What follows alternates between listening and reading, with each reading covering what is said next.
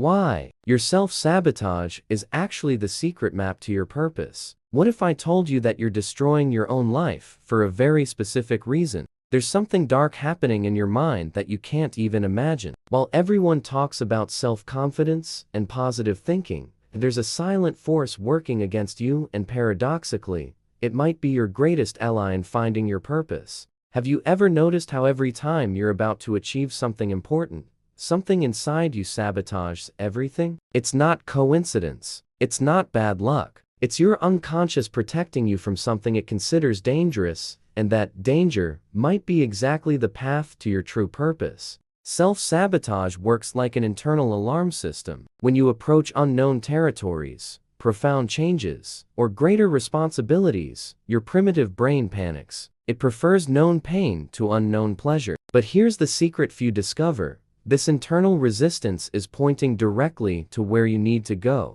Think about Edgar Allan Poe. Before becoming one of America's most influential writers, he constantly sabotaged his literary career through alcoholism and erratic behavior. He destroyed relationships, ruined contracts, burned bridges with publishers. But it was precisely this self-destruction that forced him to write from the depths of human darkness, creating masterpieces like The Raven while battling his inner demons. His self-sabotage wasn't a flaw, it was his tortured genius rejecting a conventional life. The 33rd law of power teaches us, discover each man's thumbscrew. But what if your own thumbscrew is the key to unlocking your destiny? What if this internal battle is necessary to forge who you really need to become? Your unconscious mind knows things your conscious mind hasn't discovered yet. It knows your real purpose will require radical transformation, a symbolic death of who you are today. And like any death, even the symbolic one, it generates fear. That's why it's sabotage to protect your current identity, and if it's limited.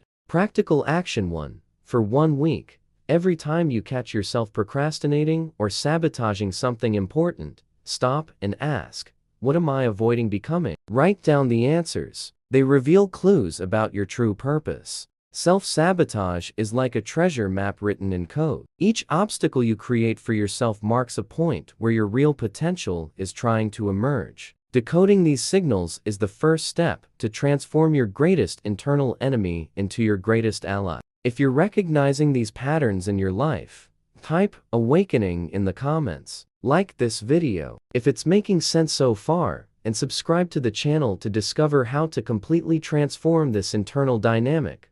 Why is your comfort zone actually a prison disguised as security? The most disturbing truth about self-sabotage is that it doesn't arise from nowhere, it's fed by what you believe you deserve. Your unconscious has a very specific image of who you are, and it will do everything to keep that identity intact, even if it's limiting. There's a psychological phenomenon called the internal thermostat. Just like a thermostat maintains temperature at the same level, your mind keeps your life always at the same pattern, the pattern it considers your place. When you try to elevate beyond that limit, self-sabotage acts as a cooling mechanism, pulling you back to your safe zone. But here's what's fascinating. This thermostat wasn't programmed by you, but by past experiences, traumas, and conditioning. You're living within limits that other people defined for you: parents, teachers, society. Your self-sabotage is actually you obeying voices that aren't even yours. Sylvia Plath, one of the most powerful voices in American poetry, fought her entire life against this internal thermostat. Raised in an era where ambitious women were seen as threatening, she internalized the belief that her brilliance was somehow wrong. Her genius was constantly sabotaged by episodes of severe depression, not by accident, but because her mind couldn't process the dissonance between who she really was and who the world said she should be.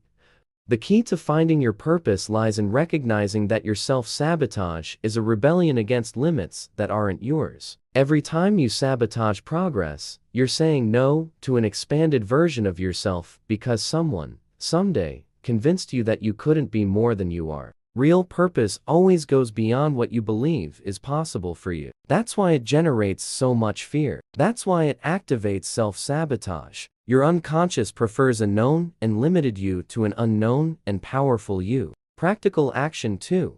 Identify the 3 areas of life where you sabotage yourself most. For each one, Complete the sentence. If I really succeeded at this, I would become. The answers reveal exactly who you're afraid of becoming, and that's a direct clue to your purpose. Self-sabotage isn't your enemy. It's your internal guardian trying to keep you safe within an identity that no longer serves you. When you understand this, you can begin negotiating with that guardian instead of fighting against it. If you're starting to see your self-sabotage through different eyes, type liberation in the comments. Don't forget to like this video and subscribe to the channel. We still have much more to uncover about this process. How to transform your self-sabotage into a compass that points to your destiny. Now comes the most intriguing part of this dark journey. Your self-sabotage isn't just a protection mechanism, it's a coded navigation system. Each destructive pattern you repeat is trying to communicate something about your true purpose. Observe where you sabotage most intensely. Is it in relationships, career, creativity, leadership? That point of greatest resistance marks exactly where your greatest potential is buried. It's as if your psyche were saying, danger, sacred territory, don't enter here. But why sacred? Because that's where your deepest transformation lives. The 25th law of power teaches us, recreate yourself.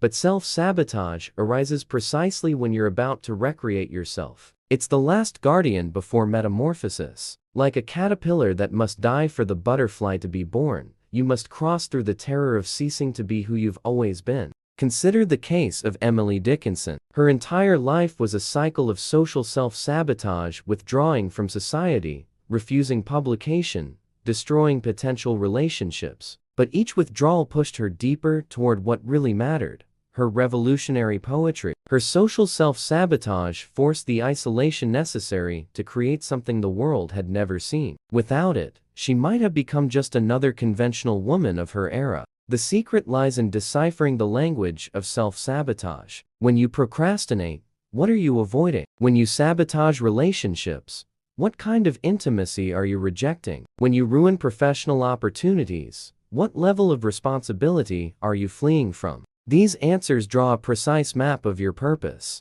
Because purpose isn't something you find, it's something you become. And to become, you must first stop being what you've always been. Self-sabotage is the mechanism trying to prevent this necessary death. Practical action 3. Create a sabotage journal. For 2 weeks, note every time you catch yourself sabotaging something. But instead of judging yourself, ask, what is this behavior trying to protect me from becoming? At the end, you'll have a clear map of the characteristics you need to develop to find your purpose. The supreme irony is that your greatest weakness and your greatest strength occupy the same psychological territory. Where you sabotage most is where you most need to grow. Where you fear most is where you have the most power. Your self-sabotage is like a dragon guarding treasure. You can spend your life running from the dragon, or you can understand that it's protecting exactly what you came to seek in this existence. If you're ready to stop running from your own potential, type courage in the comments. Like this video if it's changing your perspective, and subscribe to the channel to continue this journey of self-discovery.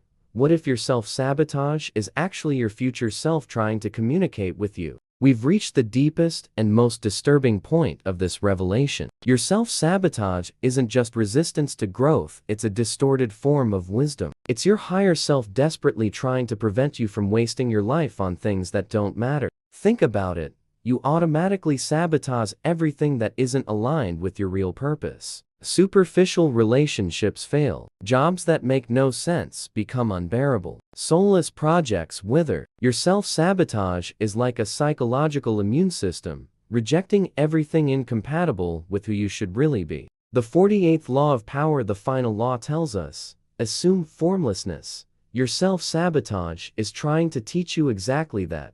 Stop forcing paths that aren't yours. Stop trying to be someone you're not. Stop fighting against your own nature. Hunter S. Thompson spent years sabotaging his conventional journalism career. He missed deadlines, alienated editors, broke every rule of objective reporting. His colleagues considered him unreliable. But this sabotage was actually his revolutionary spirit refusing to be suffocated by traditional journalism that killed his creativity slowly. Each act of professional rebellion pushed him toward gonzo journalism, his true purpose. Here's the final transformation. When you stop fighting your self-sabotage and start listening to it, it transforms into intuition. The same mechanism that destroyed your wrong attempts now protects and directs your right moves. Your purpose isn't something you need to discover, it's something that already lives within you, sabotaging everything that doesn't serve it. The question isn't, what's my purpose? But, what is my self-sabotage trying to save me from wasting?